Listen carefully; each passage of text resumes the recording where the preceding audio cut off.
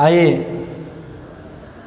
कक्षा 11 के सभी विद्यार्थी सामान्य हिंदी क्लास में आप सभी का स्वागत है। देखिए, आप लोगों को अभी तक हिंदी गद्य में 2 लेसन पढ़ाया जा चुका है।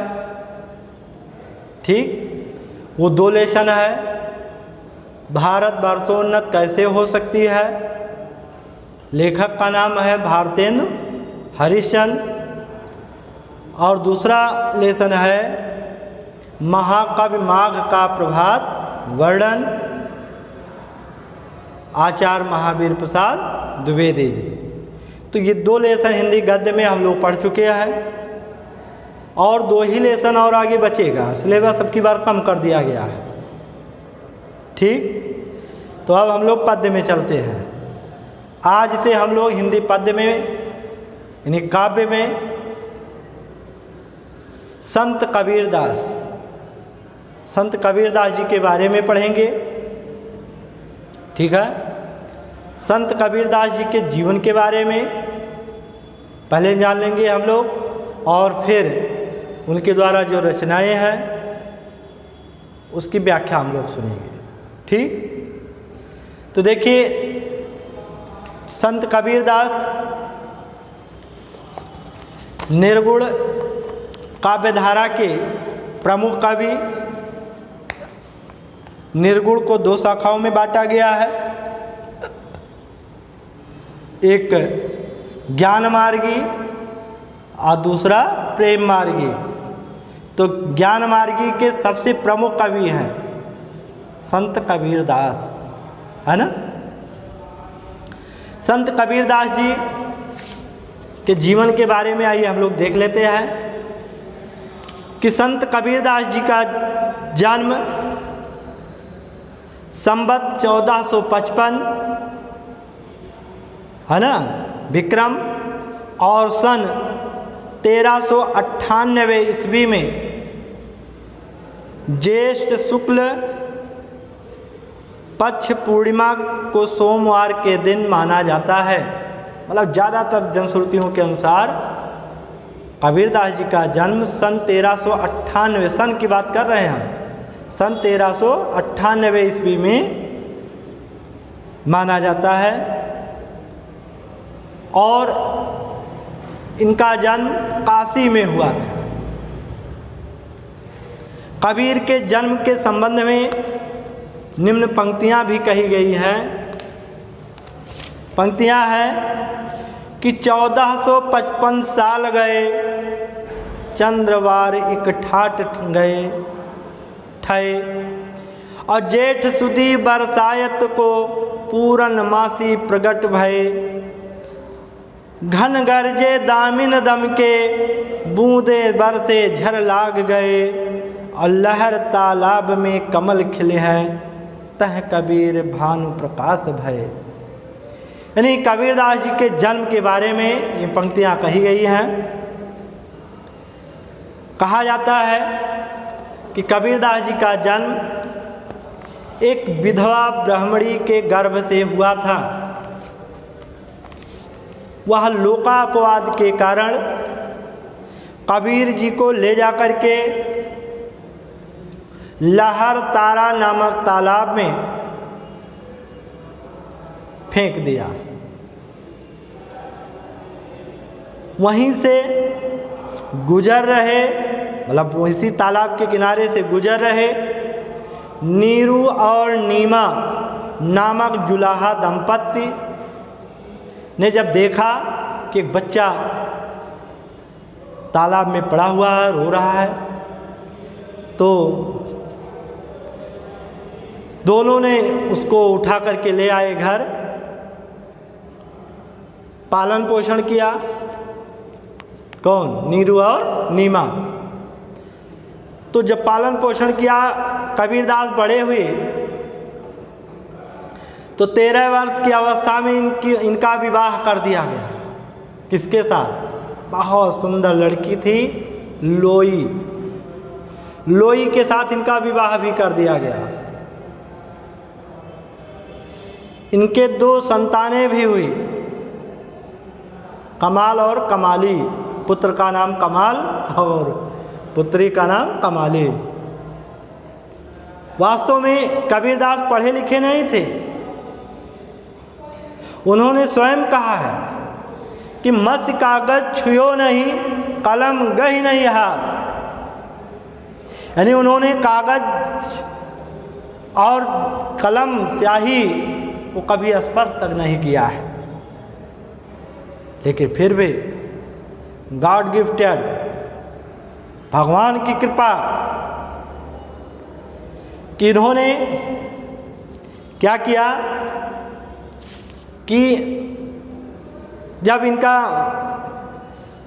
पालन पोषण हुआ, शादी हो गई, तो ये जुलाहा का काम करते थे, क्योंकि इनका परिवार जुलाहा का, कपड़ा वपड़ा बुनने संबंधी को सूत ऊत काटने, उसमें से जो है हाथ बटाने लगे। लेकिन इनका मन काव्य रचना में भी लगा। ये जो भी बोलते इनके शिष्य इनके बाड़ी को लिख दिया करते थे। इनकी भाषा इसीलिए कहा गया सदुक्कड़ी, पंचमेल खिचड़ी, है ना। तो इन्होंने क्या किया, जो बोल देते लिख देते शिष्य इनके। एक बार इन्होंने काव्य रचना, इनके मुख से कुछ बातें इस तरह से निकल गई, क्योंकि जन्म तो इनका हिंदू वर्ग में हुआ, लेकिन पालन पोषण मुस्लिम संप्रदाय में हुआ। तो ये दोनों संप्रदाय के बारे में सोचते थे। देखिए, एक बार इनके मुख से इस तरह से निकला, क्या निकला कि हिंदू समाज किस तरह से भगवान की पूजा करता है, उस पर इन्होंने लिखा। क्या लिखा, एक दोहा लिखा कि पाथर पूजे हर मिले तो हम पूजी पहाड़। सुन लीजिए क्या कह रहे हैं कि पाथर पूजे हर मिले तो हम पूजी पहाड़, और घर का चकिया को न पूजे जाको पीस खाए संसार। यानी कबीरदास जी ने हिंदू समाज के लोगों को उनके पूजा पाठ करने के भेद पर सवाल उठाया है। बस हिंदू वर्ग के लोगों ने कहा है कबीरा को मारो, मारो कबीरा को। लेकिन उन्होंने कहा नहीं, रुकिए, मुस्लिम संप्रदाय में भी कुछ इस तरह से पूजा पाठ होता है। हाँ, कहो जल्दी, उनके लिए भी दोहा बनाओ। कबीरदास जी ने कहा मुस्लिम संप्रदाय के लिए, देखिए सुनिएगा, बहुत बढ़िया दोहा उन्होंने कहा कि काकर पाथर जोड़ के मस्जिद लई बनाए, काकर पाथर जोड़ के मस्जिद लई बनाए, अफ्ता चढ़ मुल्ला बांक दे क्या बहरा हुआ खुदा है। यानी कबीरदास जी ने जब इस तरह से दोहे को प्रस्तुत किया तो हिंदू समाज के लोग, हाँ ठीक, उनका अपना धर्म है, हमारा अपना धर्म है, हम लोग अपनी तरह से पूजा करते हैं, वो अपनी तरह से पूजा करते हैं। कबीरदास जी भी यही चाहते थे कि दोनों संप्रदाय में कोई झगड़ा ना रहे। ये भी हुआ कि कहा जाता है कि जीवन भर कबीरदास जी दोनों संप्रदाय को मतलब वो करते रहे, लेकिन 120 वर्ष तक ये जीवित रहे। 120 वर्ष तक जीवित रहे, लेकिन कहते हैं जब समय आ जाता है तो किसी का जो है, किसी को कोई रोक नहीं सकता है। इसी तरह से कबीरदास जी ने सोच रखा था कि हमारी मृत्यु अगर होगी तो काशी में ही होगी, है ना। उन्होंने इसलिए कहा जाता है भाई कि उन्होंने अपना पैर कटवा लिया कि मैं कहीं नहीं जाऊंगा, जब पैर नहीं रहेगा तो मैं जाऊंगा कैसे। लेकिन जब समय आया तो यमराज घोड़े को लेकर के आए और काशी में ही इधर से उधर उस घोड़े पर कभी इधर बैठते कभी उधर से बैठते। तो कबीरदास जी बैठे बैठे काफ़ी देर से देख रहे थे। उन्होंने कहा सुनो, मैं तुम्हें देख रहा हूँ बार बार, तुम घोड़े पर, तुम्हें बैठने का तरीका नहीं मालूम है। तो यमराज ने कहा अरे तुम ही तो बता दो कैसे घोड़े पर बैठा जाता है। हाँ मुझे उठा करके बैठाओ, मैं बताता हूँ कैसे बैठा जाता है, मेरे पास पैर तो है नहीं। तो यमराज ने ही उनको बैठाया और जैसे ही घोड़े पर बैठाया घोड़ा लेकर के उड़ा और वहाँ काशी से लेकर उनको मगहर पहुँचा, यानी संत कबीर नगर जो खलीलाबाद बस्ती के आगे है, मगहर पहुँचा। और मगहर में ही इनकी सन 1398 ईस्वी में, है ना, सन 1398 ईस्वी में, संवत की अगर बात किया जाए तो 1575, संवत 1575, लेकिन सन 1398 ईस्वी में इनकी मृत्यु हो गई। अब भी झगड़ा फंस गया। जब मृत्यु हुई तो हिंदू वर्ग के लोगों ने कहा कि मैं इनको जलाऊंगा, मुस्लिम धर्म के लोगों ने कहा मैं इनको दफनाऊंगा। ये हुआ कि बड़ी मुसीबत, लाश एक क्या क्या किया जाए। ये हुआ कि जो कफन से जब उनको ढका गया तो कफन के पास 2 फूल मिले, 2 फूल मिले और दोनों फूल जो है, एक फूल हिंदू धर्म के लोगों ने और एक फूल मुस्लिम धर्म के लोगों ने लेकर के अपने अपने संस्कार की तरह, मतलब अपने अपने धर्म के अनुसार संस्कार किया। मुस्लिम धर्म के लोगों ने जलाने का काम किया, मुस्लिम धर्म के लोगों ने दफनाने का काम किया, हिंदू धर्म के लोगों ने जलाने का काम किया। तो अंत तक वो झगड़ा दोनों के बीच में दूर करने का प्रयास किया। तो कबीरदास जी उसमें से थे। संत कबीरदास जी संत थे, निराकार ब्रह्म की बात ये किया करते। आपने जो रचनाएं लिखी हैं, प्रमुख रचनाएं, सबसे प्रमुख रचना आपकी है बीजक। क्या है? बीजक। और बीजक के 3 भाग, साखी, सबद, रमैनी। साखी, सबद, रमैनी, यानी बीजक के 3 भाग। इन्होंने जो साखी में लिखा है दोहा, दोहे में सब कुछ लिखा है। कबीरदास जी प्रेम पर भी काफ़ी कुछ बातें कह चुके हैं कि संसार जो इतना एक दूसरों से मतभेद रखता है, उस पर उन्होंने कहा प्रेम किस तरह से अमर है। उन्होंने कहा कि पोथी पढ़ पढ़ जगमुआ, पंडित भया न कोय, और 2.5 अक्षर प्रेम का पढ़े सो पंडित होए। कबीरदास जी की बाणी थी कि अगर किताब पढ़ने वाले विद्वान लोग, किताब पोथी पढ़ पढ़ जगमुआ, यानी किताब पढ़ते पढ़ते पूरा संसार मर गया, पंडित भया न कोई, यानी आज तक कोई विद्वान हो ही नहीं सका। और 2.5 अक्षर प्रेम का, यानी जो 2.5 अक्षर यानी प्रेम शब्द के बारे में जान गया, प्रेम को अपना लिया, वही पंडित हो, वही सबसे बड़ा विद्वान है, वही सबसे बड़ा ज्ञानी है। ठीक, यानी इस संसार के लोगों से जो स्नेह करे, प्रेम करे, मोहब्बत करे, वही सबसे बड़ा विद्वान है।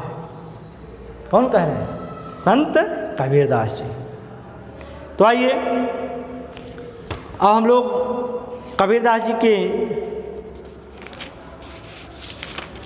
ये जो रचनाएं हैं, रचनाओं में आप देखिएगा, हाँ ये जो आपको कबीरदास जी का वो बताया गया जीवन परिचय, उसमें साहित्य परिचय डाल करके आप लिखिएगा, है ना। अब आइए साखी, पहला ही आपका मतलब काव्य में पहला पाठ है साखी। और साखी में कबीरदास जी किस तरह से दोहे के माध्यम से व्यक्त कर रहे हैं। और पहला दोहा जो है, आइए देखते हैं, इसमें गुरु की महानता का वर्णन किया है। आपको हमने ये भी थोड़ा सा नहीं बताया कि कबीरदास जी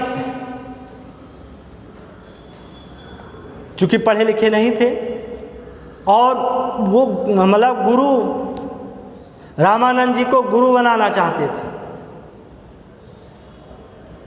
रामानंद जी जैसे कुछ अध्यापक होते हैं ना कि जब कोई विद्यार्थी पढ़ने में ठीक नहीं होता है और बार बार उस दिमाग खराब करता है तो कहते बक रहने दे, तेरे बस की बात नहीं है ना।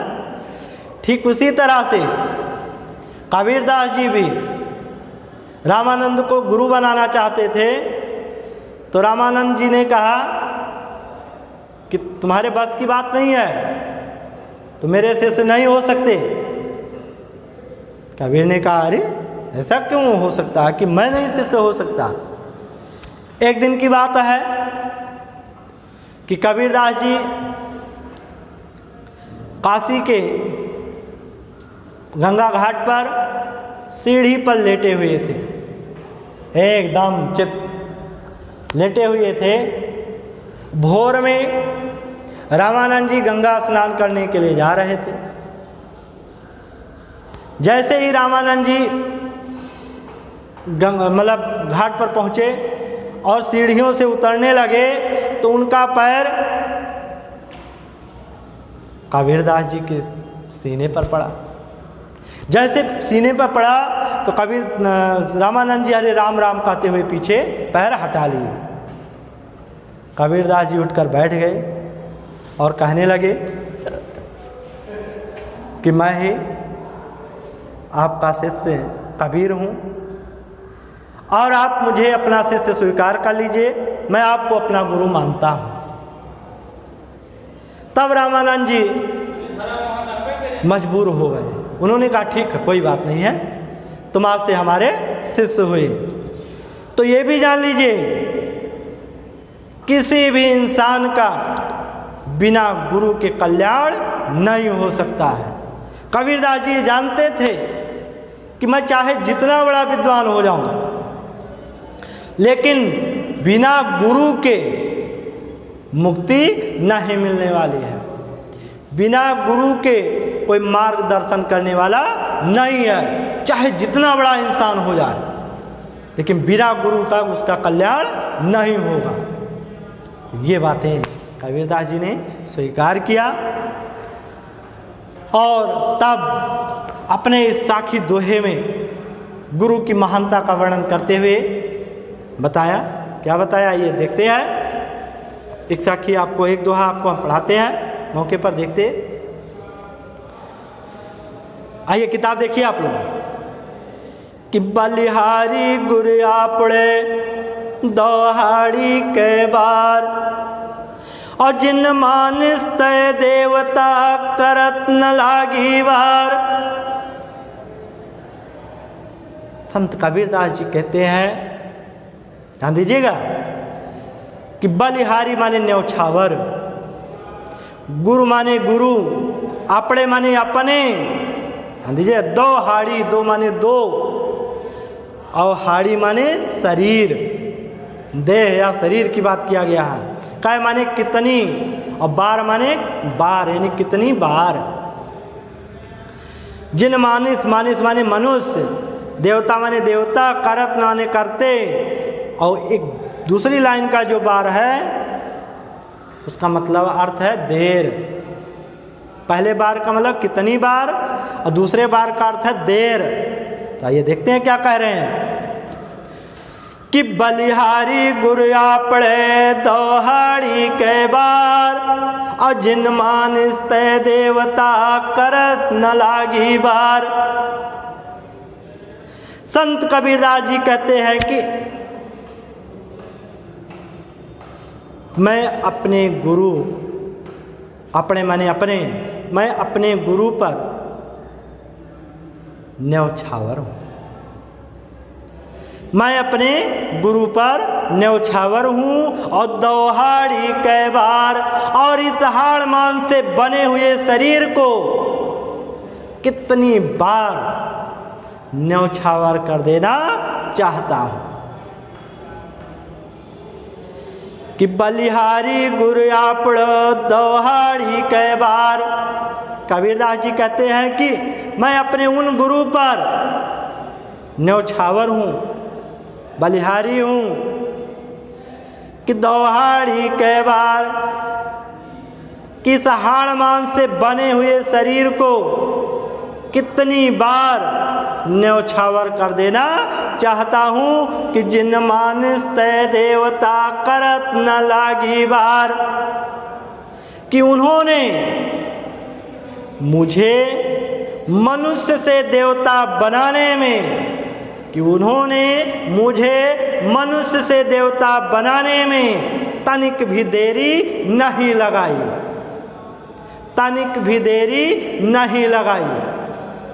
तो किसके बारे में कह रहे हैं? गुरु के बारे में, कि गुरु ही की कृपा रही है कि हमें मनुष्य से देवता बनाने में तनिक भी देरी नहीं लगाया, एक अच्छा इंसान बना दिया। ठीक, फिर से देख लें कि बलिहारी गुरु आपड़े दौहाड़ी कै बार, और जिन मानस तय देवता करत न लागी बार।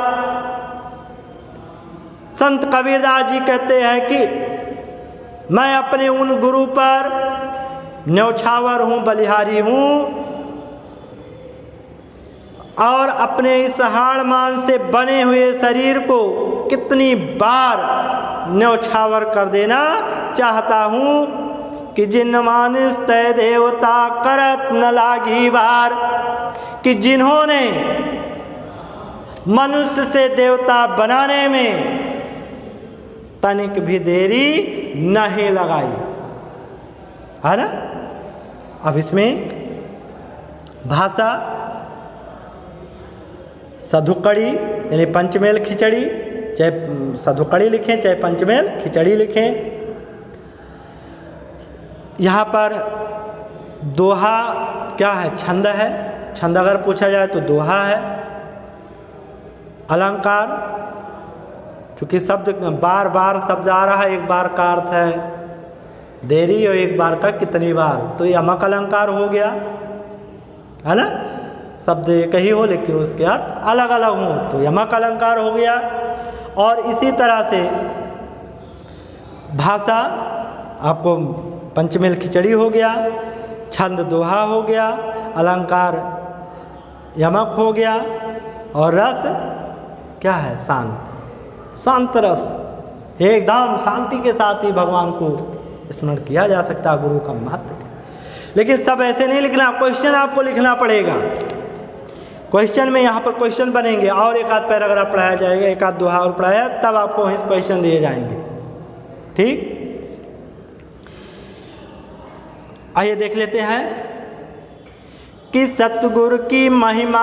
दूसरा देखिए कि सतगुरु की महिमा अनंत अनंत किया उपकार, और लोचन अनंत उघाड़िया अनंत दिखावड़ हार।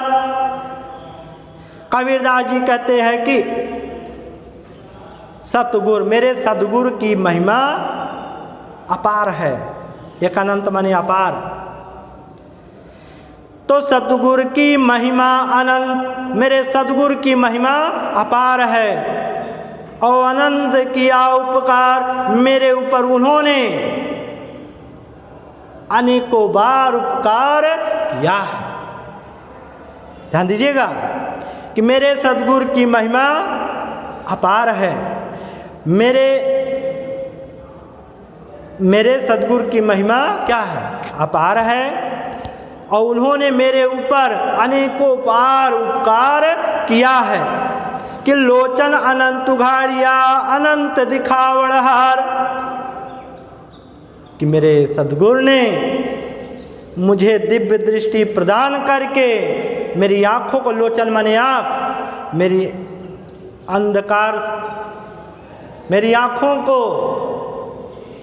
मेरी आँखों से अंधकार को दूर कर दिया है। मेरे गुरु ने क्या किया? लोचन अनंत उघाड़िया, मेरे गुरु ने दिव्य दृष्टि प्रदान करके मेरे अज्ञानता रूपी अंधकार को क्या कर दिया? दूर कर दिया है, और अनंत दिखावड़ हार, जिससे अनंत माने विश्व ब्रह्मांड का दर्शन कराया है। दिखावड़हान माने दिखाया है, जिससे विश्व ब्रह्मांड का क्या किया, दर्शन कराया है। तो बहुत उपकार किया मेरे गुरु ने। कैसे अपने गुरु की महानता का वर्णन करते हुए कह रहे हैं, फिर से देखिए कि सदगुरु की महिमा अनंत अनंत किया उपकार। कबीरदास जी कहते हैं मेरे सदगुरु की महिमा अपार है, उन्होंने मेरे ऊपर अनेकों बार उपकार किया है। कि लोचन अनंत उघाड़िया, कि मेरे गुरु ने मुझे दिव्य दृष्टि प्रदान करके मेरे अज्ञानता रूपी नेत्र को खोल करके, उघाड़िया माने खोल करके अनंत दिखावड़हार विश्व ब्रह्मांड के स्वरूप को दर्शन कराया है। ठीक, तो ऐसे यहाँ पर आपको रहेगा और सब में वही चीज़ें हैं। आप क्वेश्चन कर लीजिए, आपको लिखना पड़ेगा क्वेश्चन, जल्दी से आप कर लीजिए। क्वेश्चन में आप चलिए अभी एक आध दो पैराग्राफ और पढ़ाएंगे तब आपको क्वेश्चन देंगे, इतना आप तैयार कर लीजिए। ठीक है, अभी 2 ही पढ़ाए हैं और पढ़ाया जाएगा तो क्वेश्चन आपको दिया जाएगा। ठीक, ओके, धन्यवाद।